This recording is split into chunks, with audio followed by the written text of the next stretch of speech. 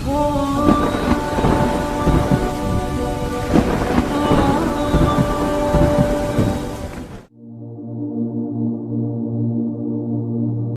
منزل یہ نہیں ہے کہ ڈگری مل جائے اور جاب مل جائے، یہ بہت چھوٹے درجے کی چیز ہے۔ میری، تمہارے وی سی صاحب کی، تم بچیوں کی، بچوں کی ایک ہی منزل ہے کہ یا اللہ تو راضی ہو جا۔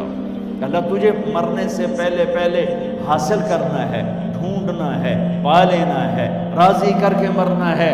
لیتک تحلو والایام مریرۃ ولیتک ترضی والانام غضاب ولیت الذی بینی وبینک عامر وبینی وبین العالمین خراب ولیت الشراب من ودادک صافیا وشربی من ماء المعین السراب فاذا صح منک الود فالکل حین وکل الذی فوق التراب التراب۔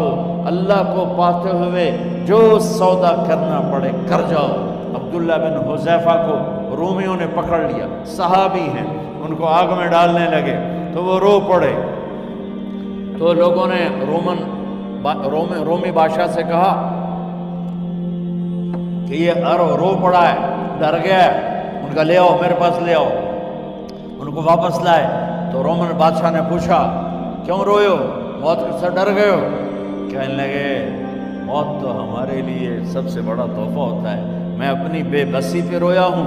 کہ کیا بے بسی ہے؟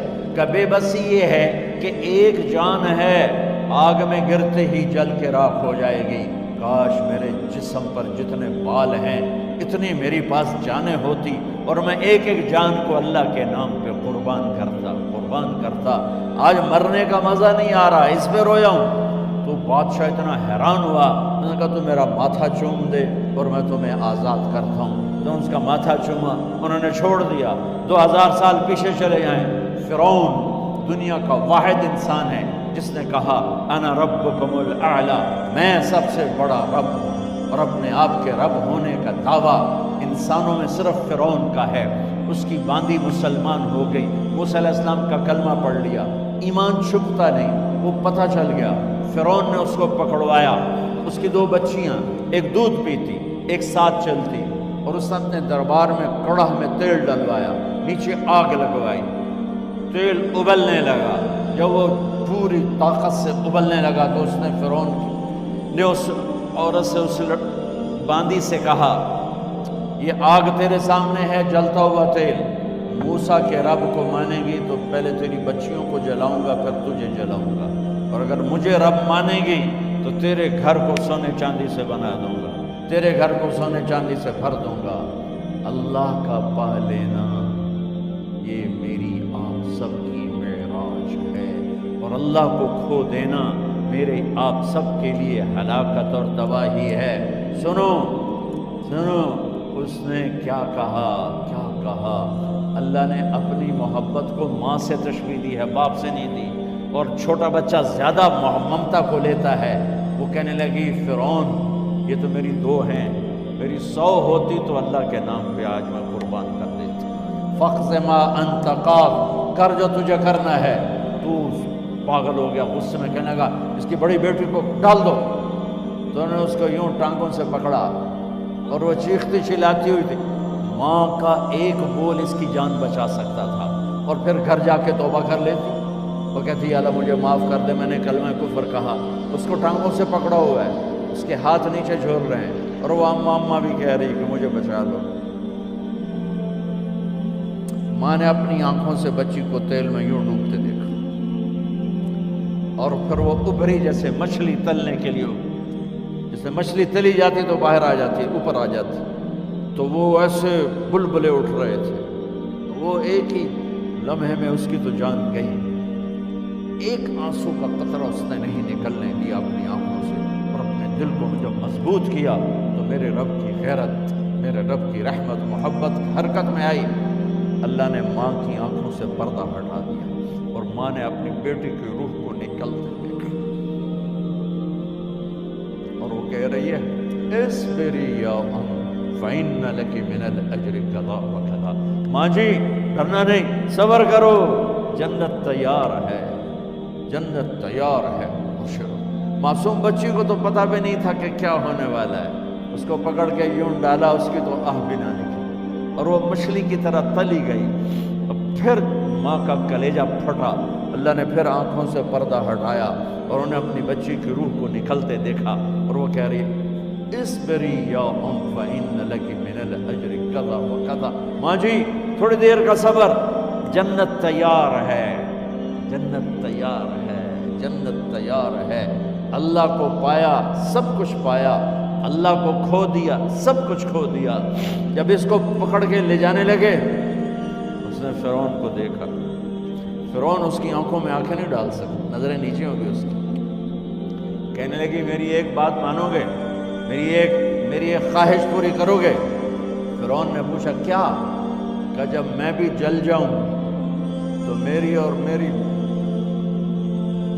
بچیوں کی ہڈیوں کو اکٹھے دفن کرنا، باہر پھینک نہ دینا، دفنا دینا. فرعون نے کہا تمہاری یہ خواہش پوری کی جائے. انہوں نے کہا میں پیچھے ہٹ جاؤ، میں نے اللہ کو جان دینی، مجھے دھکا دینے کی ضرورت نہیں ہے، میں اپنے اللہ سے ملنے جا رہا ہوں. جب اللہ مطلوب ہوتا ہے تو موت محبوب بن جاتی. جب اللہ کی نافرمانی ہوتی ہے تو موت سے نفرت ہو جاتی، مرنا عذاب نظر آتا ہے. وہ چھلانگ مار گئی، اللہ اکبر کا نعرہ لگاتی ہوئی. ہڈیاں اتڑ گئیں، گوشت اتڑ گیا، ہڈیاں باقی رہ گئیں. فرعون نے کہا ایک ہی جگہ ڈال دو، سب کو دفن کر دو. دفن 2000 سال کے بعد بچوں بچیوں، 2000 سال کے بعد موسیٰ علیہ السلام کے 2000 سال کے بعد جناب رسول اللہ صلی اللہ علیہ وسلم دنیا میں تشریف لائے. 40 سال کی عمر میں نبوت ملی، 50 سال کی عمر میں معراج ہوا. 2050 سال کے بعد میرے نبی کی سواری بیت المقدس جا رہی ہے. اور بیت المقدس پر جب وہ اوپر پہنچے ہیں تو مصر وہاں سے قریب ہو جاتا ہے. جب وہ اترنے لگے تو میرے نبی نے کہا جبریل جنت کی خوشبو آ رہی ہے، جبریل جنت کی خوشبو آ رہی ہے. کہاں سے؟ ابھی تو جنت اوپر ہے، ابھی تو اوپر جانا ہے، تو یہ زمین سے جنت کی خوشبو کیا آ رہی ہے؟ تو جبریل نے عرض کیا رسول اللہ فرعون کی ایک باندی تھی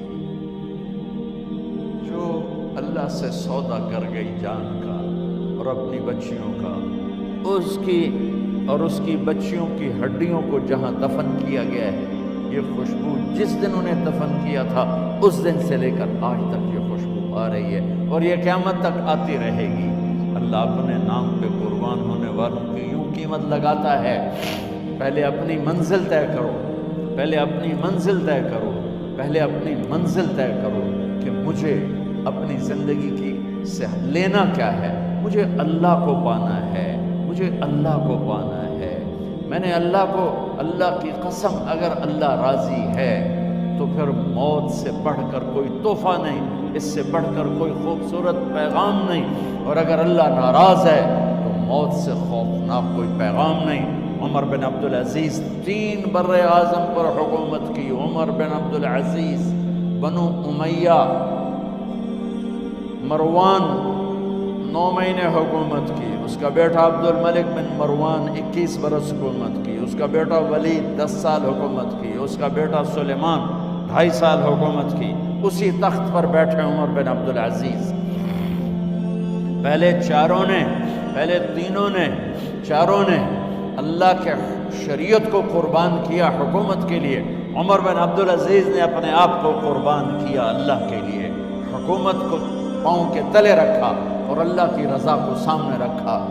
ان کو زہر دیا گیا. جب ان کی موت کا وقت قریب آیا تو انہوں نے رجا بن حیوہ کو بلایا. سننے والی بات ہے بچوں. ان سے فرمانے لگے سنو، میں نے 3 بادشاہوں کو قبر میں اتارا. اب بچیاں تو قبرستان جاتی نہیں، ہم تو اپنے ہاتھوں سے قبر میں اتارتے ہیں اور اوپر مٹی ڈالتے ہیں اور اوپر اینٹیں ڈالتے ہیں اور پھر منو مٹی میں دبا کے واپس آتے ہیں. یہ منظر آپ بچیوں کے تو دیکھنے کا بھی نہیں ہے. وہ کہنے لگے میں نے 3 بادشاہوں کو مٹی میں ڈالا، لیکن ان کے کفن کی گرہ کو جب کھول کے دیکھا تو ان کے چہرے قبلے سے ہٹ چکے تھے. وہ رنگ ان کے کالے پڑ چکے تھے۔ ولید بن عبد الملک، سلیمان بن عبد الملک بن مروان، عبد الملک باپ، ولید بیٹا، سلیمان بیٹا، یہ تینوں کا ان کے چہرے کالے ہو گئے تھے اور ان کا قبلے سے منہ پھر گیا تھا۔ اب میں مرنے لگا ہوں، مجھے پہلے ضرور چیک کرنا کہ میرا اللہ میرے ساتھ کیا کرتا ہے۔ پہلے تینوں کی ظلم کی حکومت تھی، ان کے چہرے قبلے سے کیوں ہٹ گئے؟ آپ کو عجب بات بتاؤں، ولید بن عبد الملک روزانہ تہجد میں کھڑے ہو کے 10 سپارے پڑھتا تھا، 10 سپاروں کی تلاوت تہجد میں کرتا تھا کھڑے ہو کے، اور قبلے سے چہرہ ہٹ گیا۔ سلیمان بن عبد الملک تہجد گزار، چہرہ قبلے سے ہٹ گیا، ظلم کیا، خون کو پانی بنا دیا، حکومت پر شریعت کو قربان کیا، رشتے ناتوں کو قربان کیا۔ اللہ نے قبلے سے چہرے، نمازیں منہ پہ مار دی، روزے منہ پہ مار دیے، حج زکاتیں منہ پہ مار دی، تہجد ان کے منہ پہ مار دی، اور ان کے چہروں کو قبلے سے ہٹا دیا اور رنگ کالے کر دیے۔ عمر بن عبدالعزیز نے اسی سلطنت کو عدل سے بھر دیا، اسی سلطنت کو عدل سے بھر دیا۔ کیسی سلطنت کی؟ جب گورنر تھے تو 60 اونٹوں پہ سامان چلتا تھا، جب امیر المومنین بنے تو بچے کہنے لگے ماں سے، بچیاں 12 تھے، ماں سے کہنے لگے کہ عید کا موقع آ رہا ہے، ابا سے کہو ہمیں نئے کپڑے تو لے کر دیں۔ ان کی ماں کا نام ہے فاطمہ، بچوں کی ماں کا نام فاطمہ بنت عبد الملک۔ یہ دنیاوی سٹیٹس میں سب سے بڑی خاتون گزری ہے، آج تک اس کے لیول کی کوئی عورت نہیں آئی۔ دادا بادشاہ، باپ بادشاہ، 4 بھائی بادشاہ، 6 خامن بادشاہ، 7 نسبتوں سے یہ عورت شہزادی رہی ہے۔ حضرت عمر گھر آئے، بیگم نے کہا بچے کپڑے مانگ رہے ہیں۔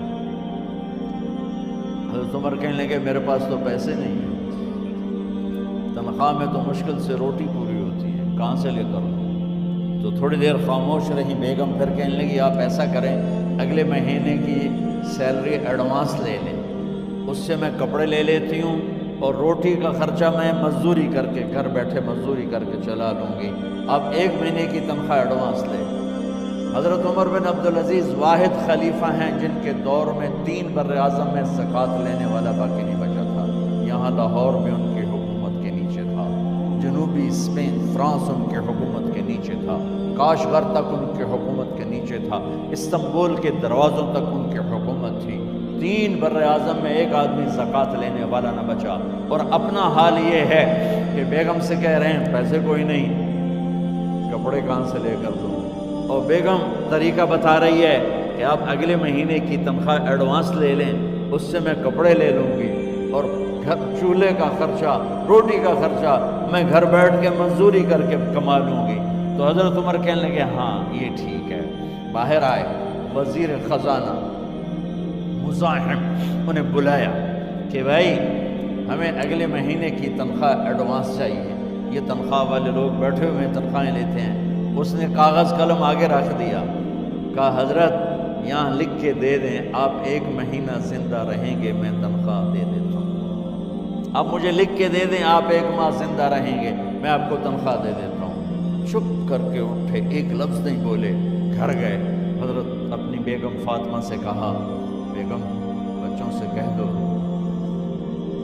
کہ باپ کے پاس کپڑے لے کر دینے کی سکت نہیں ہے، اور خزانے ایسے بھرے پڑے تھے کہ زکوٰۃ لینے والا کوئی نہیں تھا۔ عید کی نماز ہوئی، نماز کے بعد جب ساری فیملی ملنے آئی اور بچے بھی ملنے آئے تو ان کو دیکھ کر ان کی آنکھوں میں آنسو آ گئے۔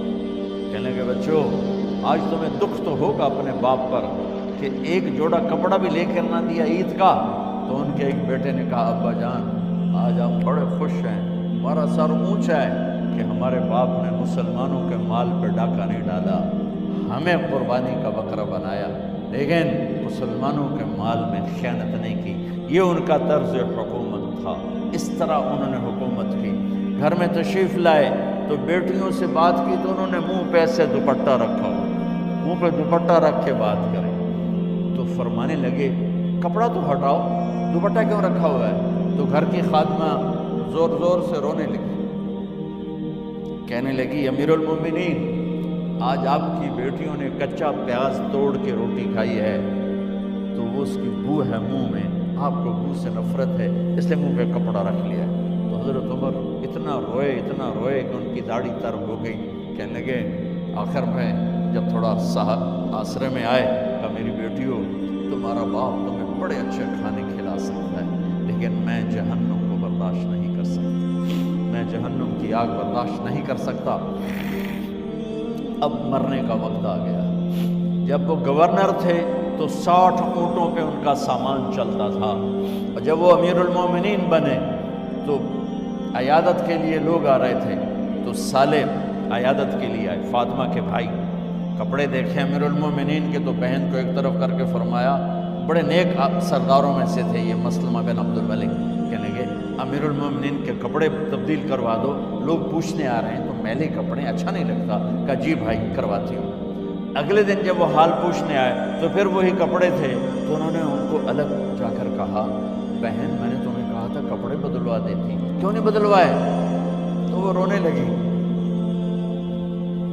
کہنے لگی کہاں سے بدلواؤں، جوڑا ہی ایک، کہاں سے بدلواؤں؟ اور حکومت کتنی تھی؟ 3 بر-اعظم، 3 بر-اعظم کی حکومت۔ ہمارا تو پٹواری امان کا نہیں ہے، وہ 3 بر-اعظم کی سلطنت لے کر ایک جوڑے میں اللہ سے ملنے جا رہے ہیں۔ جب ان کا انتقال ہوا، سلیمان بن عبد الملک کی ڈیڈ باڈی جب قبر کے قریب لائے اتارنے کے لیے تو ایسے ایسے ہلنے لگا، اس کا پورا جسم ہلنے لگا۔ تو اس کے بیٹوں نے کہا کہ ہمارے ابا زندہ ہیں، تو حضرت عمر نے فرمایا بیٹو زندہ نہیں ہے، عذاب قبر جلدی شروع ہو گیا ہے، عجل اللہ بالعقوبہ، قبر کی پکڑ پہلے شروع ہو گئی ہے، چھپاؤ اپنے باپ کو جلدی۔ جب عمر بن عبدالعزیز کی ڈیڈ باڈی قبر کے قریب کی گئی اور ان کا بھائی اتارو، بھائی وہ باتیں شروع ہو جاتی ہیں، رومال ڈالو، چادر پکڑو، ادھر سے پکڑو، تو ایک دم ایسے ایک پرچہ ہوا میں اڑتا ہوا سب نے دیکھا، وہ آتے آتے آتے آتے آتے آتے یوں آ کے حضرت عمر کے سینے پر گر گیا، سب دیکھ رہے ہیں۔ جب پرچے کو اٹھا کے دیکھا گیا تو اس پہ ایک سطر پہ لکھا تھا بسم اللہ الرحمن الرحیم، اور دوسری سطر پہ لکھا تھا براءۃ من اللہ لعمر بن عبد العزیز من النار، یہ عمر کے لیے جہنم کی آگ سے نجات کا پروانہ۔ 3 بر-اعظم کی سلطنت لے کر وہ جنت کا پروانہ لے کر دنیا سے گئے۔ جب ان کو قبر میں اتارا گیا تو انہوں نے رجا بن حیوہ سے فرمایا تھا 3 بادشاہوں کے چہرے دیکھے قبلے سے پھر گئے، رنگ کالے پڑ گئے، مجھے تم نے دیکھنا ہے کہ کیا ہوتا ہے؟ تو رجا فرماتے ہیں جب میں قبر میں اترا اور ان کے کفن کی گرہ کو کھول کے دیکھا تو چہرہ قبلے کی طرف فکس تھا، اور مجھے یوں لگا جیسے 14ویں رات کا چاند قبر میں اتر آیا۔ میرے عزیزو، طلبہ و طالبات، اللہ کو اپنی منزل بناؤ، اللہ کو اپنی منزل بناؤ، اللہ کو اپنی